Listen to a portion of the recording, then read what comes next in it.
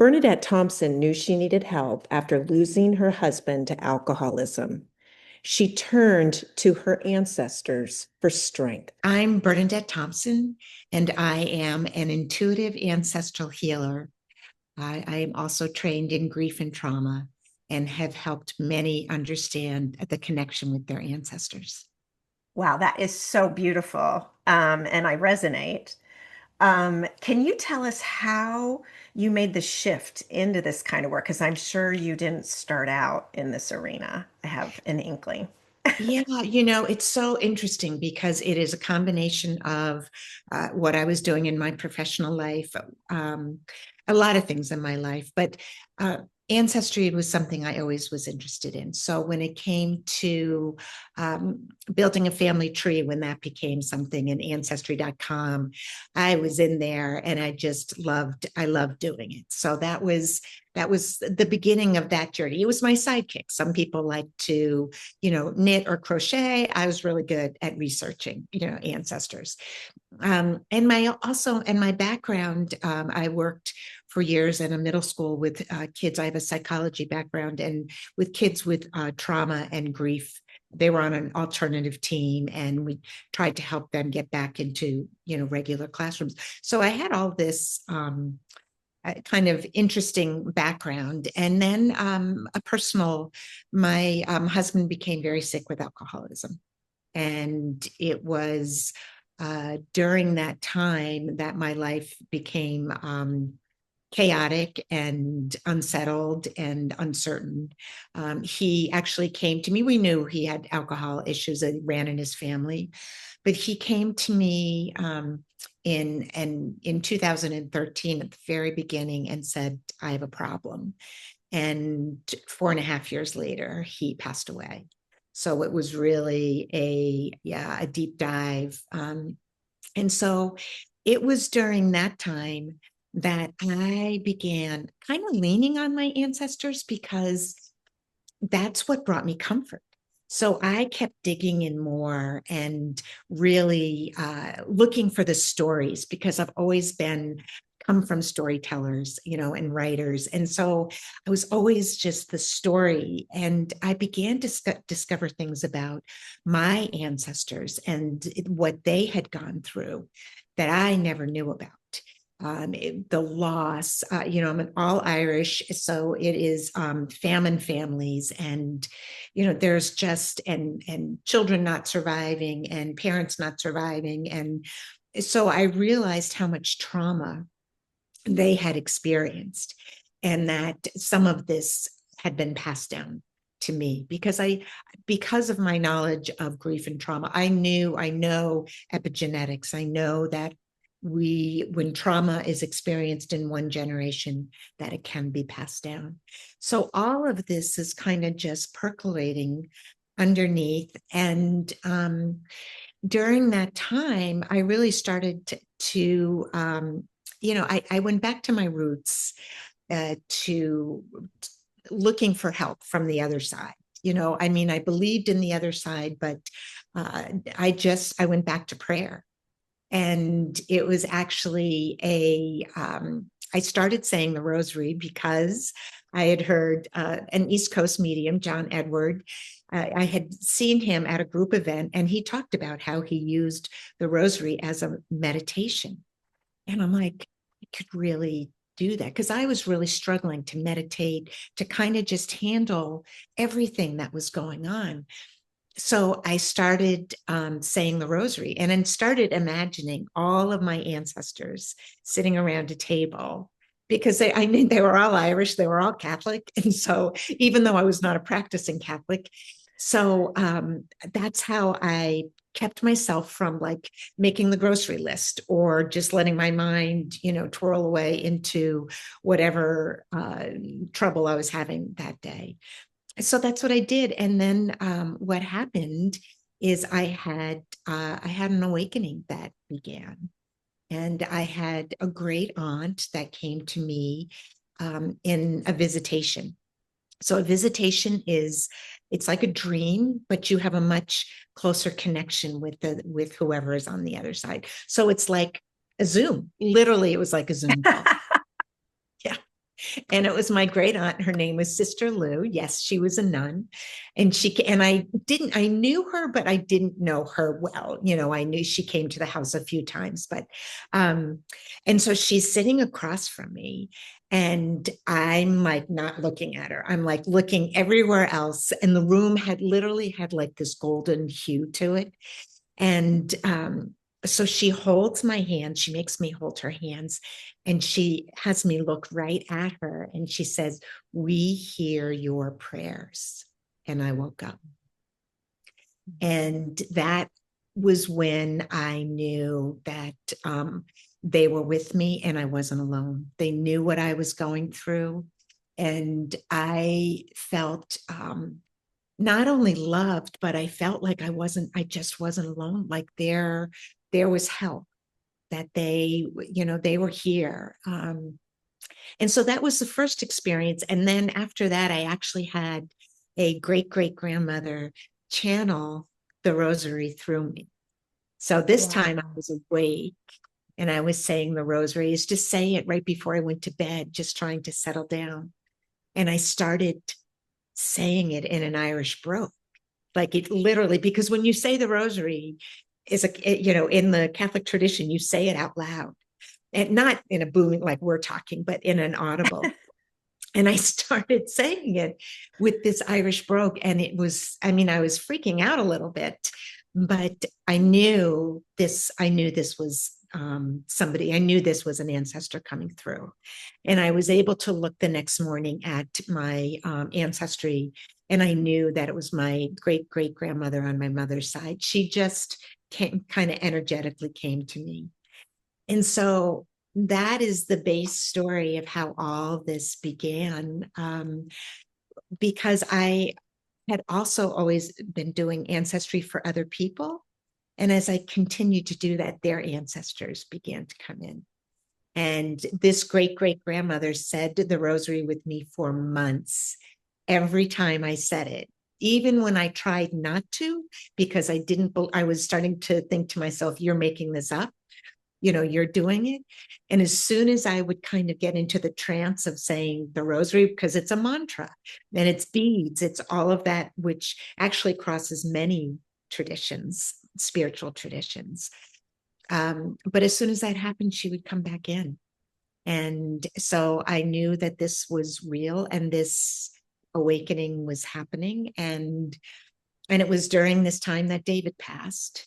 So all of this was kind of a whirlwind as I was transitioning from, his passing and where was my life going. And this just kept coming up. And I had a spiritual mentor who I was sharing about this. And she said, this is what you're supposed to do. And as soon as she said it, I was like, okay, I know. So that's how it began. That's beautiful. I want to talk a little bit about your experience with particularly the last years of David's alcoholism, Mm-hmm. and you're taking care of that issue. Do you feel like, well, first, does that go back in your lineage? Does Oh, that circumstance go back in your lineage? And do you yes. feel like you've cleared it in some regard? Yes, it's so interesting because a lot of people ask me that question. Yes, it's in my lineage, and and it was in David's immediate lineage. He can't, he had it in his dad was an alcoholic. His brothers were, but he didn't survive, and they did. Um, but yes, there was trauma, and trauma when you not only is alcoholism something that's passed down genetically, you're like predisposed to having it, but it also is the how things are handled. So many things get passed down, the trauma and the holding on to those intense feelings that may not be yours to hold and that may have come from is one of the things that brings that something like alcoholism into a family. And so yes, in that sense, both it really came from, if the understanding of it, genetically and through our ancestry, I understood on both sides of our family. But when you say, were we able to clear it? What spirit tells me, because I also have a spirit guide that is always with me. They're my constant companion. And they came after. It wasn't, this came after. But what they share with me is that, when David crossed, when, his ancestors crossed, that healing for them begins immediately. And so, there may still be this energy that needs to be healed, but it is not as heavy as a lot of times we think that we have to heal our ancestors' lineages, or it won't be. There's much more of our awakening and opening to that this is passed down is helping them, is helping our family move forward, which is connected with them being on the other side as well. So it is like almost, Spirit says it's almost like a group effort. So because they are healed, like they are not, some when they first cross may, I don't want to say stuck, but may need more healing than others. But that once we cross over, we're surrounded by healing and given whatever support we need to continue to grow on the other side. When people come to you, do they understand that there is the ancestral connection? I would assume by just the title of what you're offering, they do, but I just wondered, because there certainly was a period in my life that I didn't really understand that connection. Yeah. I think what people are drawn to now is that they're beginning to understand that ancestral healing is important, and that there is this connection that we have. Everybody has it. There's trauma in every family. Nobody escapes it. And so they are drawn to, the name of my company is Tell Me Our Story, Ancestral Healing. And it comes from the point of view of the child asking the parent to tell me our story. And so they begin to, understand. Some come just for the ancestry, or initially, and that's where it began, until I realized that the ancestral healing was actually a bigger part of it. So it is they're done together. If somebody has their ancestry done, I can go in and look at somebody's tree and feel the ancestral, it has opened me up to this mediumship that isn't, it's not evidential. So I wouldn't say, oh, there is a man in a bowler hat with a mustache standing behind you, but I can feel the energy, and they will let me know what you are experiencing, what you know about your family. They'll let me know whether that's true or not true, or they really guide me through the whole process. And are they a changed human being, the ones that have come for the ancestry and stayed for the inner work and healing? Yeah, can you describe the change, the metamorphosis, the transformation? That is so, it's so important. And somebody recently asked me this same question. We don't understand the healing that can happen when we begin to know who we are. And we discover that through understanding our family, our lineage. And there's a lot of people that don't really, they're like, why do I need to know that? Why do I care about our ancestors? But just as we started to talk about, we have, when our ancestors have gone through trauma, and you don't have to go back, we can go back many generations, but it's also the generational trauma that's passed down, which you think about really in, if just a few generations passed. And when you understand what someone else has gone through, you begin to gain this compassion and this understanding for the patterns of the behavior that they developed, that they also passed down, that have affected your life and have made have given you struggles in your own life because of what came to you or what you didn't know was there. So when you understand, when you discover a story you didn't know, you suddenly realize, of course, that's the way we reacted, or of course, that's why they weren't able to express themselves with love. Or so it's this compassion and forgiveness that begins to develop first for yourself, because you understand, oh my gosh, no wonder I have felt like this, there's just so much. And then you discover things that are the surprises, the deep connection with you have with an ancestor who you never even knew about. So there's so much, it's so rich. It's so, so rich. And I would say that's the hardest thing that challenges me in doing this work, is helping people to understand all the things that will come to them as they begin to take this journey, because that's what it is. And ultimately, it is bringing them to the journey of awakening and understanding that we're all spiritual beings and that we're still connected with the other side. And not just with our loved ones, but with ourselves on the other side. So yeah, there's a lot. Yeah. You're in the midst of a book. You have a book upcoming. Can you talk a little bit about that and share with us? Yes. The name of the book is Ancestral Whispers: How My Husband's Passing Unveiled My Spiritual Inheritance. And it is really the story. What I wanted to do in the book it is kind of a memoir, because I wanted to share with people, I didn't grow up with any of this. I grew up in this, Irish Catholic family where you prayed one way. There was no connection, and none of this, I grew up where I was like, do not go near the Ouija board, do not go near a pendulum, none of that. It was like, that is all.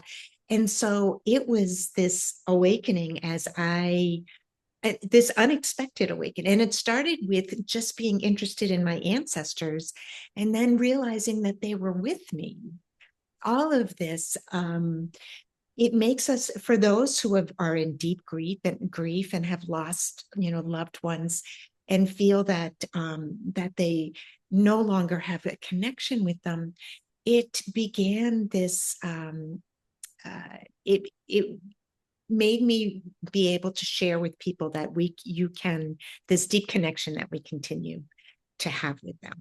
So, it is, so yeah, there's so much. It sounds like there's a lot of forgiveness energy in that book as Yes. well, too, with David, your husband. Yes. Yes, yes, Yeah. yes. It is. And, and it takes it all the way through so people know, and let them know, how they are already experiencing the connection with the other side that they may not realize. And, just helping them open up to them. Yeah, it's beautiful. I'm so grateful you're doing this work. Your awakening it was quite profound and really beautiful. And to welcome people in to go through this process of potential transformation is Yeah. just mesmerizing and perfectly timed for this planet at this time. It really is. And it's because that's why people are listening a little bit, is because things are so unsettled. And there is this the raising of the consciousness where we all are trying to understand that we're a part of something bigger, and that as we understand, unveil all of this, and it truly is, I mentioned that I have a spiritual guide now that came in, and they have helped me to understand the bigger picture. and so along with the healing is this, when you realize that we are a part of this bigger, this, it's, you want to say heaven, but heaven isn't even big enough to describe this connection that we have and who we are. And that, they often help me to, when I'm working with somebody, to, I often try and get this, people to pull out of themselves a little bit and realize that they are this spiritual being, and they're looking at this book of this life, or this, they're just this lifetime, and that as hard or as challenging in many ways that this life is, it is just one, and that we have had the experience of more than one lifetime, and that when we understand that, we know that we came here with the understanding that there was something we wanted to learn in some way. So, yeah, I often say it's like a palette. When people ask me, did I pick this? And I'll say, if you look at a palette of colors, that it's almost like, when you're talking with your guides about coming back, that it's often like, what shade of something have you not experienced? Like, what is it that you are missing? And that's what you come down to do. It is not necessarily that you pick a specific challenge, although I think that can be, but that there is, so maybe it's grief, a profound grief that you hadn't experienced before, or, things like that, that we may have chosen for this lifetime. So beautiful, Bernadette. I'm so glad you made time to have this conversation. If people want to reach you, where do they come? The best way to reach me is at my website, which is tellmeourstory.com. And again, from the point of view of the child asking the parent to tell me our story. And that's the best way, because people can find out all the things that I offer there. They can sign up for a 30-minute conversation with me just to ask me questions, and if they want to know a little bit more about what this process is like, and and to share. Sometimes people just want to share something that they want to know, is this what you're talking about? Is this what, because that is the biggest thing, is that we want to have this conversation with more people, is really what, so. Beautiful. Thank you, Bernadette. Yeah. It's been a journey, and it is a journey that I think when people take the first step, they realize how powerful it can be.